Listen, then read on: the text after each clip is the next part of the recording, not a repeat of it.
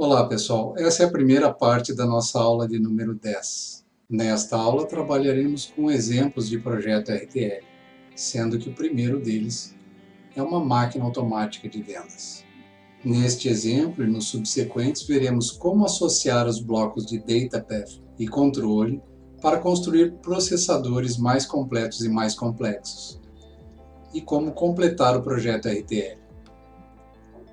A nossa máquina de refrigerantes possui uma interface com uma saída S de 8 bits, onde é indicado o custo do item selecionado.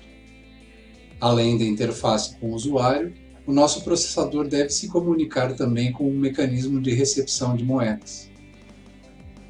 Esse mecanismo se comunica com o processador projetado por nós através de uma variável C de 1 bit, que indica a presença de uma moeda, e de uma variável A de 8 bits que informa o valor da moeda. O primeiro passo do projeto é a elaboração do diagrama de estados. No exemplo, já é sugerido um diagrama com 4 estados.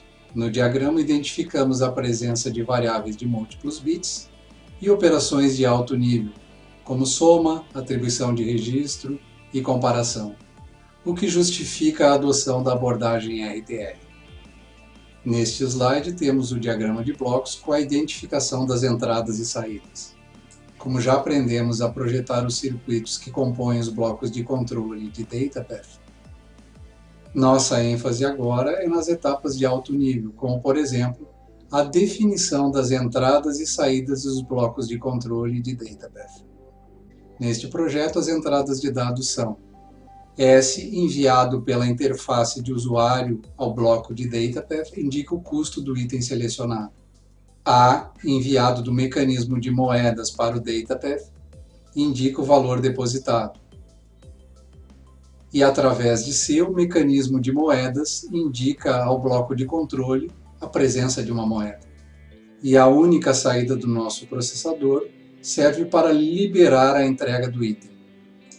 Para completarmos o projeto, precisamos definir a troca de sinais entre os dois blocos. É necessária a troca de pelo menos 3 tipos de informação entre o controle e o DataPath. O controle precisa avisar ao DataPath para realizar a soma de cada nova moeda depositada. O DataPath precisa avisar ao controle se o valor da soma já atingiu o valor do item selecionado. E ao final da operação, o bloco de controle precisa solicitar ao DataPath que efetue a limpeza do valor acumulado no registrador. Concluídas as definições de alto nível, podemos passar ao projeto dos blocos. O bloco de controle consiste no projeto de uma máquina de estados, e o projeto do DataPath se resume à escolha dos blocos constituintes e de sua interligação. Começando pelo DataPath, já tínhamos identificado a necessidade de um somador, de um registrador com entradas de reset, de carregamento e de clock, e de um comparador para verificar se o valor depositado atingiu o valor do item selecionado. Definidas as ligações dos blocos comparador, somador e registrador, podemos analisar o funcionamento dos sinais de comando e de status. Os sinais de comando enviados pelo bloco de controle ao DataPath são TW e TC. TW habilita a escrita no registrador, permitindo que os novos valores inseridos na máquina sejam somados ao conteúdo atual do registrador. Enquanto TW permanecer como verdadeiro, a operação total igual a total mais A é executada. TC é ligado à entrada de reset ou clear do registrador e limpa o conteúdo do registrador ao final da operação. E o sinal de status TM é ligado à saída do comparador e serve para avisar o bloco de controle que o valor total inserido pelo consumidor atingiu o preço do item selecionado. Recapitulando nossos passos, o primeiro passo foi a criação do diagrama de estados de alto nível. Com 4 estados, definimos que no estado inicial D igual a zero, e o valor total permanece em zero. A máquina não deve permanecer nesse estado, passando ao estado wait na próxima transição de clock, onde aguarda o depósito de um valor.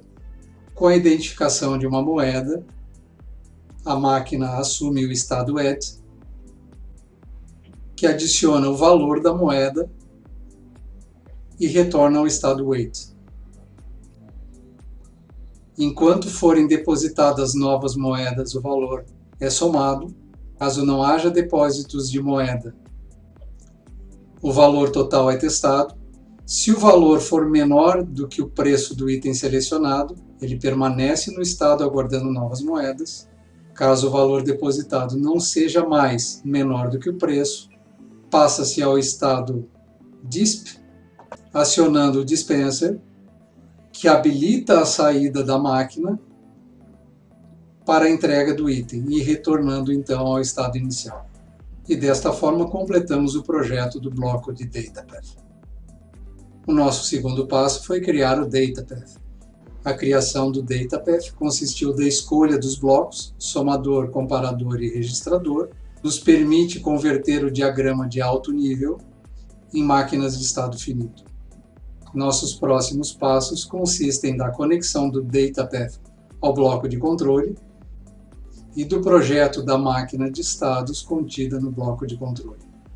Como já foram definidos os sinais de status e de comando, a conexão do DataPath ao bloco de controle é bastante simples.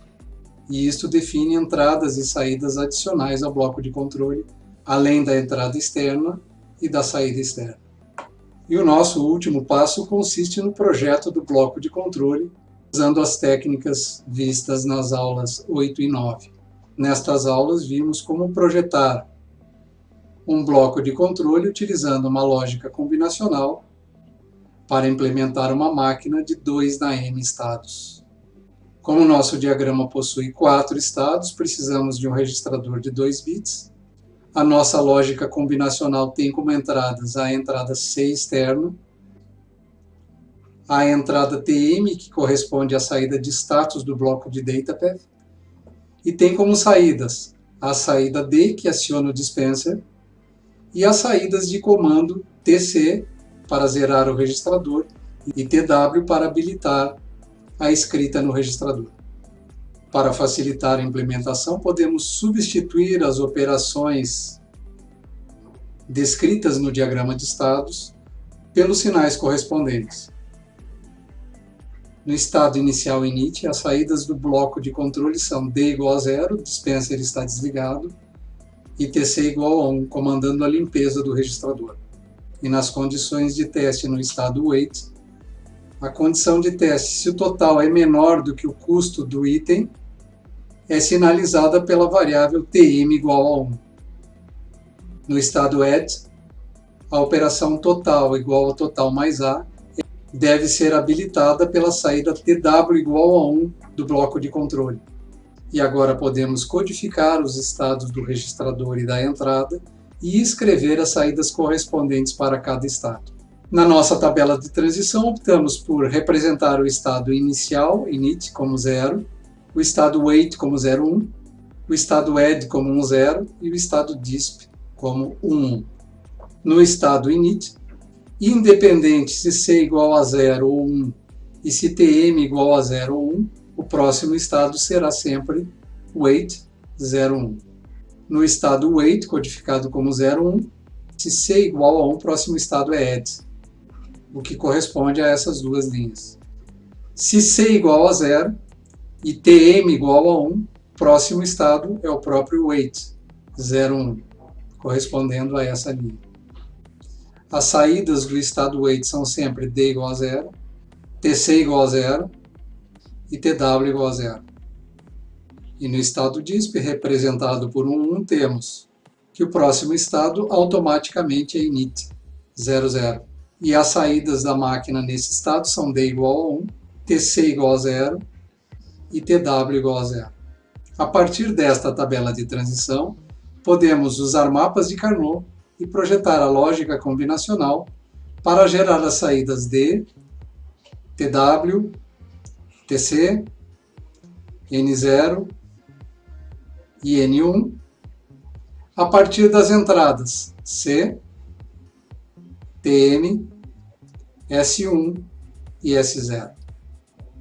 No mapa de Carnot para a função de N1 temos saídas verdadeiras apenas para 0100, 0110 e 0111, que simplificada resulta em não S1, S0, C, ou não S1, S0, não TM.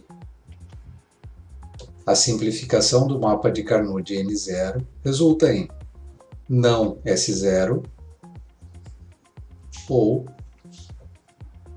não S1, não C. Para D temos uma saída 1 quando S1 for 1 e S0 também for 1. S1, S0. E para o comando de escrita TW temos saída ativa quando S1, não S0. E por fim o comando de reset TC é ativado apenas no estado 00, resultando não S1, não S0. E finalmente podemos implementar o controlador simplesmente instanciando as funções obtidas. N0, não S1, não C ou não S0. N1 sendo não S1, C, S0 ou não S1, S0, não TM. D como S1, S0. TC como não S1, não S0. E TW como S1, não S0.